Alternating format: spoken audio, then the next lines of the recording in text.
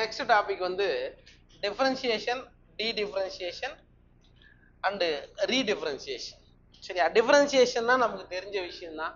டிஃபரன்சியேஷன்னா என்ன? வேறுபாடு அடைதல். எப்போ வேறுபாடு அடையும்? என்ன ரித்திகா, டிஃபரன்சியேஷன் என்னன்னு சொல்லு. வேறுபாடு அடைதல் என்ன சொல்லு? வேறு பாடா படும், அதான் வேறுபாடா. என்னம்மா டிஃபரன்சியேஷன் என்ன? மெரிஸ்டமேட்டிக் செல்லு அதோடைய கெப்பாசிட்டியை இழந்தா டிஃபரன்ஷியேட் ஆனாதான் அது பர்மனன்ட் இஷ்யூவா மாறும். சிம்பிளா சொல்ல போனா அதான் டிஃபரன்சியேஷன். சரியா? டிஃபரன்சியேஷன், டிஃபரன்சியேஷன் ஆயிடுச்சு. டிஃபரன்சியேஷன் ஏற்கனவே ஆயிடுச்சு. அதாவது மெரிஸ்டமேட்டிக் டிஷ்யூ ஆனது பர்மனன்ட் டிஷ்யூவா மாறிடுச்சு. ஆனா ஏதோ ஒரு சில காரணங்களால மறுபடியும் என்ன ஆகுது? டிவைட் ஆச்சுன்னா அதுக்கு பேரு டிஃபரன்சியேஷன். அண்ட் ரீடிஃபரன்சியேஷனும் அப்படிதான். சரியா? ஃபுல்லாவே என்ன ஆயிடுச்சு? டிஃபரன்ஷியேட் ஆயிட்டு சும்மா ரெஸ்ட்ல இருந்துட்டு மறுபடியும் என்ன ஆகும்? டிவைட் ஆகணும். மறுபடியும் முதல்ல இருந்து ஆரம்பிக்கிறதுக்கு பேரு ரீடிஃபரன்சியேஷன். சரியா? வேறுபாடு அடைதல், தமிழ் என்ன? பிற்போக்கு வேறுபாடு அடைதல், மறு வேறுபாடு அடைதல். சரிங்களா? ஒவ்வொன்றா பார்க்கலாம். இந்த இடத்துல நமக்கு எக்ஸாம்பிள்ஸ் தான் ரொம்ப முக்கியம். எங்கெங்கெல்லாம் எதை பயன்படுத்துறோம் அப்படின்றத பார்க்கணும். The cells derived from root apical and shoot apical meristem and cambium differentiate and mature to perform specific function. அதாவது வேரோடைய நுனியாக்க திசு, தண்டோடைய நுனியாக்க திசு அண்ட் கேம்பியத்திலிருந்து உருவாகக்கூடிய டிஷ்யூ, இது எல்லாமே என்ன பண்ணுது? ஒரு குறிப்பிட்ட பணியை செய்ய போகுது. அப்படிதானே? மெச்சூர் ஆயிட்டு, இப்ப ரூட்டோட எபிக்கல் மெரிஸ்டம்ல வரக்கூடிய செல்லும் மெச்சூர் ஆயிட்டு ஒரு பணியை மேற்கொள்ள போகுது, ஒரு ரோலை செய்ய போகுது. அதே மாதிரிதான் ஷூட்டோட இதுவும், அதே மாதிரிதான் கேம்பியத்திலிருந்து வரக்கூடிய செல்லும் மெச்சூர் ஆன பிறகு ஒரு ஏதோ ஒரு வேலையை செய்ய போகுது. This act leading to maturation is termed as differentiation. இது மெச்சூர் ஆகுது இல்ல, புதுசா செல் உருவாகிறது இல்லையா, அது மெச்சூரேஷன் அடையுதுன்னா அதுக்கு பேரு டிஃபரன்சியேஷன். டிஃபரன்சியேஷன் அப்படின்ற ப்ராசஸ் மூலியமா தான் அது பர்மனன்ட் இஷ்யூவாவே மாறும். ஞாபகம் வச்சுக்கோ. வேறுபாடு அடைஞ்சுதான் மெரிஸ்டமேட்டிக் செல்ஸ் வேறுபாடு அடைந்துதான் என்னவா மாறும்?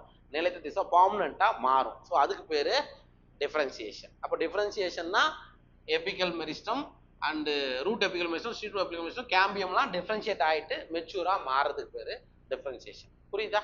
ரைட். டூரிங் டிஃபரன்சியேஷன், அப்ப வேறுபாடு அடைதல் போது cells undergo few to major structural changes both in their cell walls and protoplasm. Differentiation அடையும் பொழுது அதோடைய செல் வால்லையும் வேறுபாடு அடையும், உள்ள இருக்கக்கூடிய புரோட்டோபிளாசத்திலையும் வேறுபாடு அடையும். வேறுபாடு அடையும் பொழுது செல் வால்லையும் சேஞ்சஸ் நடக்கும், உள்ள இருக்கக்கூடிய புரோட்டோபிளாசத்திலையும் சேஞ்சஸ் நடக்கும்னு சொல்றாங்க. For example, to form a tracheary element அப்படின்னா என்னடா? ட்ரக்கியரி எலமெண்ட், ட்ரக்கியரி கூறுகள்னு தமிழ்ல இருக்குன்னு நினைக்கிறேன். என்னது அப்படின்னா? என்ன சொன்ன? புளோயமா? இது ஒரு நிமிஷம், என்ன சொன்ன? சொல்லுமா. சைலமா சொன்ன? புளோயமா சொன்ன? இதுக்காவது ஒண்ணு தலையாவது ஆட்டுமா? இப்ப தலையாட்டுற. ட்ரக்கியரி எலமெண்ட்ஸ் என்னமா? சைலம் ட்ரக்கீடு. ட்ரக்கீடும் வெசலும் சேர்ந்ததுக்கு பேர் தான் ட்ரக்கியரி எலமெண்ட். ட்ரக்கீடு வெசல் ரெண்டுமே சைலத்துல தான் நீங்க படிப்பீங்கப்பா. ட்ரக்கியரி எலமெண்ட்ஸ் ரெண்டும் சொல்லும் போது அது எதை தான் குறிக்கும்? ட்ரக்கீடு பிளஸ் வெசல்ஸ் ரெண்டுத்தையும் குறிக்கும். ட்ரக்கியரி எலமெண்ட்ஸ் அதான் அர்த்தம். அப்ப இந்த இடத்துல for example, to perform a tracheary element the cells would lose their protoplasm. அப்ப நீங்க யோசித்து பாரு, வெசல்கள்லாம் மாறுது, ட்ரக்கியரி கூறுகள் இருந்து வெசல்கள் மாறும் போது அது புரோட்டோபிளாசத்தை இழந்து டெட் செல்லா மாறும். இது எல்லாமே எங்க அனாட்டமில படிச்சுட்டு வந்திருப்பீங்க. சரிங்களா? சரி.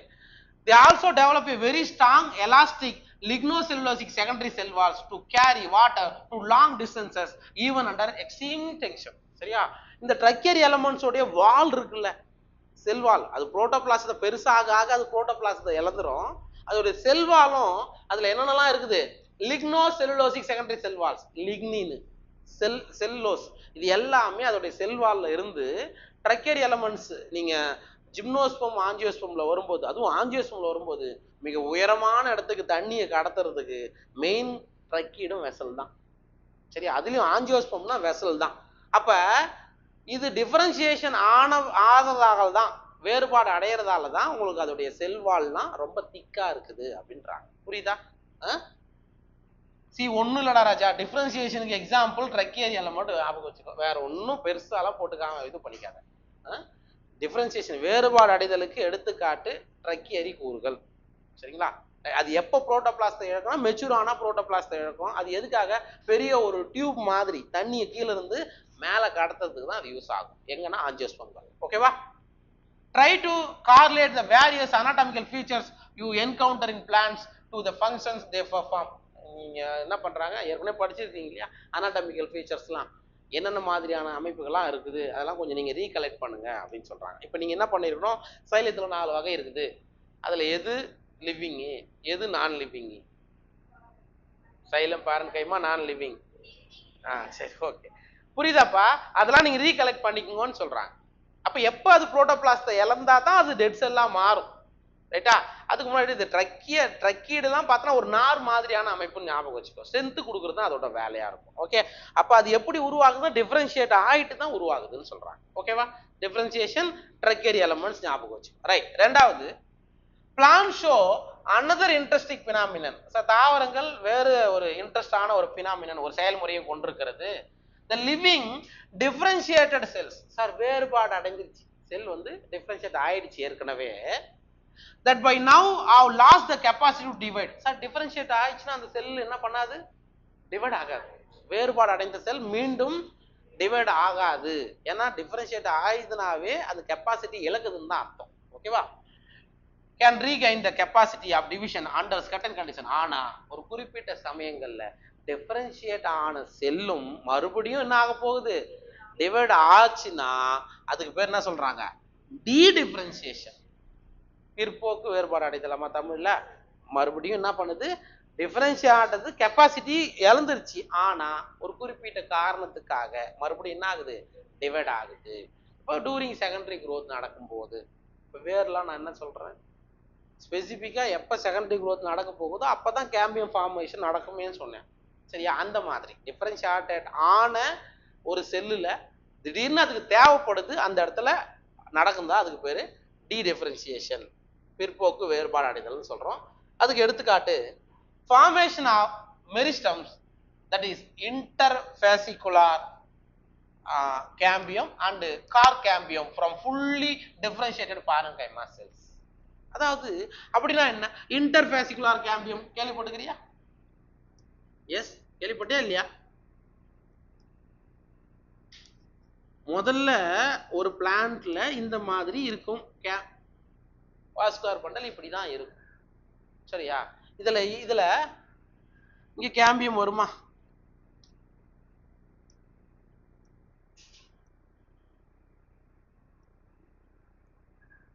எஸ், இது என்ன கேம்பியம்?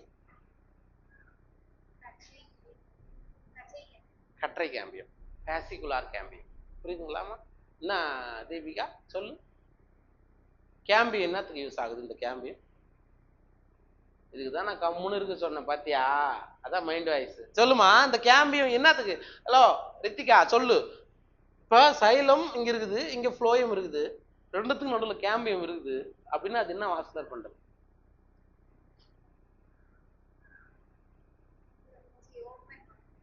திறந்த வாஸ்குலர் கற்றை. இல்லைன்னா இதெல்லாம் முன்னாடி படிச்சதுதாம்மா, புதுசுலாம் கிடையாதும்மா. ரைட், இங்க பாரு. அப்ப இந்த கேம்பியத்துக்கு பேர் என்ன சொல்றீங்க? பேசிகுலார் கேம்பியம், கற்றை கேம்பியம். தமிழ் என்ன அர்த்தம்? கற்றை கேம்பியம். சார் கற்றை கேம்பியம் என்றது ஜெனரலா ஒரு பிளான்ட்ல காணப்படக்கூடிய ஒரு கேம்பியம். சரிங்களா? when secondary growth will start, எப்ப இரண்டாம் வளர்ச்சி வரப்போகுதோ அப்ப என்ன நடக்கும் அப்படின்னா, ரெண்டு வாஸ்குலர் கற்றைகளுக்கு இடையில என்ன ஆகும், கேம்பியம் ஃபார்ம் ஆகும். புரியுதா? இந்த கேம்பியத்தை நீ என்னன்னு சொல்லுவ, ரெண்டு வாஸ்குலர் பண்டலுக்கு நடுவு இருக்கிறதால அதுக்கு பேரு இன்டர்ஃபேசிகுலார் கேம்பியம். வந்துச்சா? ஏற்கனவே இருந்தது, மறுபடியும் செகண்டரி growth நடக்கணும்ன்றதுக்காக இந்த மாதிரி கேம்பியல் ரிங்கு ஃபார்ம் ஆகுது. அதுதான் இன்டர்ஃபேசியல் கேம்பியம். கற்றையிட கேம்பியம் ரெண்டு கற்றைகளுக்கு நடுவில் இருக்குது. இப்போ இன்டர்ஃபேசிகுலார் கேம்பியம் எதுக்கான எக்ஸாம்பிள்ப்பா? டி டிஃபரன்ஷியேஷனுக்கு எக்ஸாம்பிளா வச்சுக்கலாம். அண்ட் கார் கேம்பியம் ஏற்கனவே சொல்லிட்டேனே, பெல்லம், பெல்லோஜன், பெல்லோடம் இப்படின்ற ஸ்ட்ரக்சர் வருதுல்ல, அது கார் கேம்பியத்துல இருந்து தான் ஃபார்ம் ஆகும். ஸோ அதெல்லாம் எப்ப சார், ஒரு பிளான்ட் பெருசா ஆன பிறகுதான் வரக்கூடியது. ஏற்கனவே டிஃபரன்ஷியேட் ஆன செல்லு தான் மறுபடியும் என்ன ஆகுது, டிஃபரன்ஷியேட் ஆயிட்டு கொடுக்குது. அப்ப டி டிஃபரன்ஷியேஷனுக்கு எக்ஸாம்பிள் நம்ம என்ன சொல்லணும், இன்டர்வாஸ்குலர் கேம்பியம், கார் கேம்பியம். ஜஸ்ட் இந்த பெரிய பேராவை படிக்கணும்னு அவசியம் கிடையாது, அதுக்கான எக்ஸாம்பிள் எழுதி வச்சு. புரிஞ்சுச்சா? டி டிஃபரன்ஷியேஷன் புரிஞ்சுதா? ரைட். அடுத்தது, while doing so, such meristem or tissues are able to divide and produce cells that once again lost the capacity to divide but mature to perform specific function. Sir, dedifferentiation ஆன cell மறுபடியும் differentiate ஆயிட்டு அதோட capacity இழந்துருமா sir? அதுவே மறுபடியும் differentiate ஆகுது ஏதாவது ஒரு specific ஃபங்க்ஷனுக்கு அப்படின்னா அதுக்கு பேர் டி டிஃபரன்ஷியேஷன். ஃபர்ஸ்ட் டிஃபரன்ஷியேட் ஆயிட்டு ஒரு செல்லு டிவைட் ஆகிற கெப்பாசிட்டி இழந்துருதுப்பா, அது டிஃபரன்ஷியேஷன். அதுக்கு பேர் ட்ரைக்கேரி எலமெண்ட்ஸ். சரிங்களா? எக்ஸாம்பிள். ரெண்டாவது, அந்த டிஃபரன்ஷியேட் ஆனது, வேறுபாடு அடைந்தது ஒரு குறிப்பிட்ட ஃபங்க்ஷனுக்காக பேரண்ட் கைமா செல்கள் இந்த மாதிரி ஃபார்ம் ஆகுது, கார் கேம்பியம், இன்டர்வாஸ்குலர் கேம்பியம், அதுக்கு பேர் டி டிஃபரன்ஷியேஷன். அப்படி டி டிஃபரன்ஷியேஷன் ஆன செல்லும் கொஞ்ச நாள் என்ன ஆயிடும், மறுபடியும் அந்த கெப்பாசிட்டி இழந்துரும். மீண்டும் ஏதாவது ஸ்பெசிபிக்கான ஃபங்க்ஷன் செய்யறதுக்காக டிஃபரன்ஷியேஷன் ஆனா அதுக்கு பேரு ரீடிஃபரன்ஷியேஷன். மறு வேறுபாடமா தமிழ்ல, that once again lost the capacity, மறுபடியும் அது இழந்து to divide but mature to perform specific function. So that is redifferentiation. So list some of the tissues in a woody dicotyledonous plant that are the products of redifferentiation. அதாவது ரீடிஃபரன்ஷியேஷன் ஆல பிளான்ட்ல கிடைக்கக்கூடிய ஒரு சில இதுவை சொல்றாங்க. என்னது, ஏதாவது எக்ஸாம்பிள் சொல்லு. இங்க அவன் எக்ஸாம்பிள் கொடுக்கல ரீடிஃபரன்ஷியேஷனுக்கு, அதுக்கான எக்ஸாம்பிள்ஸ் மட்டும் பார்க்கலாம். என்ன கொடுத்துருக்கு? இரண்டாம் நிலை சைலம், இரண்டாம் நிலை.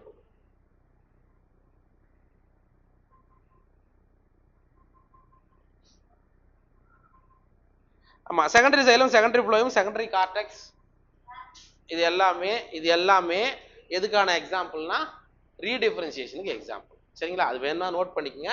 ரைட்.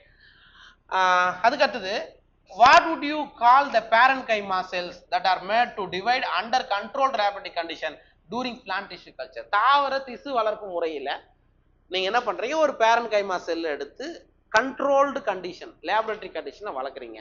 அதுக்கு பேர் என்ன அப்படின்னு கேட்கறாங்க. கேலஸ் அப்படின்னு கேள்விப்படுகிறியா? காலஸ் வளர்ச்சின்னு சொல்லுவாங்க. Callus, undifferentiated mass of cell தான் கேலஸ்.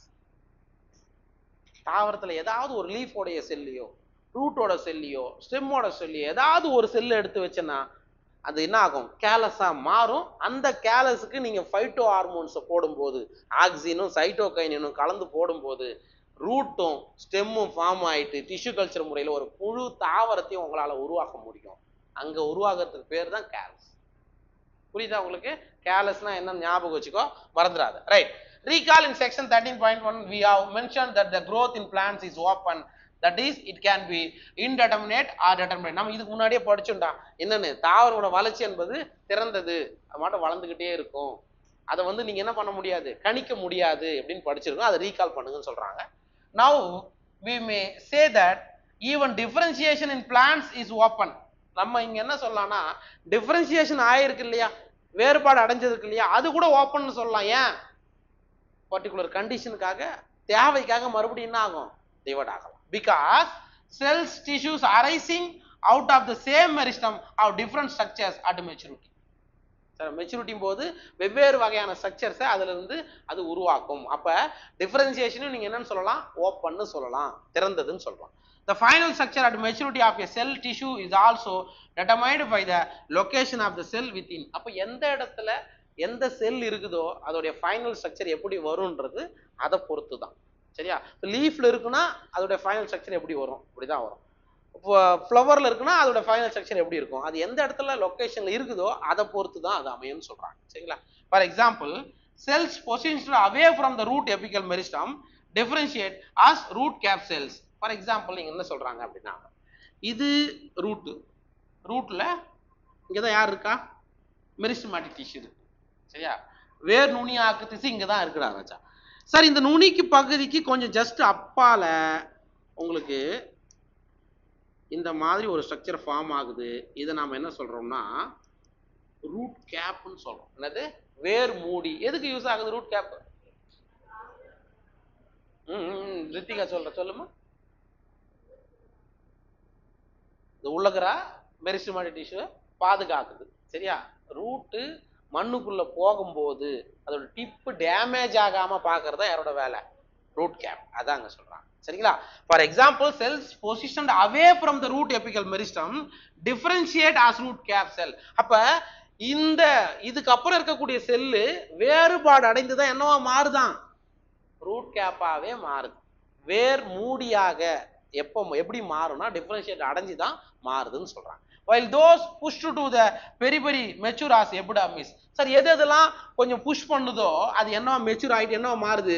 ரூட்ல இருக்கக்கூடிய எபிடர்மிஸ் புறத்தோல் செல்களாக மாறுது. அதாவது பெரிபரல் சைடுல, அதாவதுப்பா இந்த மெரிஸ்டமேட்டிக் டிஷ்யூ இருக்குது இல்லையா, அங்க இருந்து டிஃபரன்ஷியேட் ஆயிட்டு லென்த்தா போறது ரூட் கேப்பா மாறிடுச்சு. இங்கிருந்து டிஃபரன்ஷியேட் ஆயிட்டு சைடுல வர்றது என்னவா மாறுதுன்னா எபிடர்மிஸா மாறுது, புறத்தோலா மாறுது. Epidermis. Can you add a few more examples of open differentiation? அதாவது ஓப்பன் டிஃபரன்ஷியேஷனுக்கு எக்ஸாம்பிள் இதெல்லாம் ஞாபகம் வச்சுக்கோ. டிஃபரன்ஷியேட் ஆனதும் மேல growth நடக்குது அப்படின்றதுக்கு எக்ஸாம்பிள் தான் ரூட் கேப்பும் பிளஸ் எபிடர்மிஸ் அப்படின்றது ஞாபகம் வச்சுக்கோ. உங்களுக்கும் ஒரு சில எக்ஸாம்பிள் தெரிஞ்சா கார்லேட் பண்ணுங்கன்னு சொல்றாங்க. ஓகே? சரியா? Right. That's all differentiation, dedifferentiation, dedifferentiation. அப்ப டிஃபரன்ஷியேஷன் என்ன எக்ஸாம்பிள்? Tracheary elements. டி டிஃபரன்ஷியேஷனா பேசிகுலார் கேம்பியம், கார் கேம்பியம். ரீ டிஃபரன்ஷியேஷன்னா செகண்டரி சைலம், செகண்டரி ஃப்ளோயம் பார்த்து. ஓகேவா? அண்ட் ரூட் கேப்லாம் எதுக்கான எக்ஸாம்பிள்? ஓப்பன் டிஃபரன்ஷியேஷனுக்கு எக்ஸாம்பிளா சொல்லலாம். ஓகே? சரி.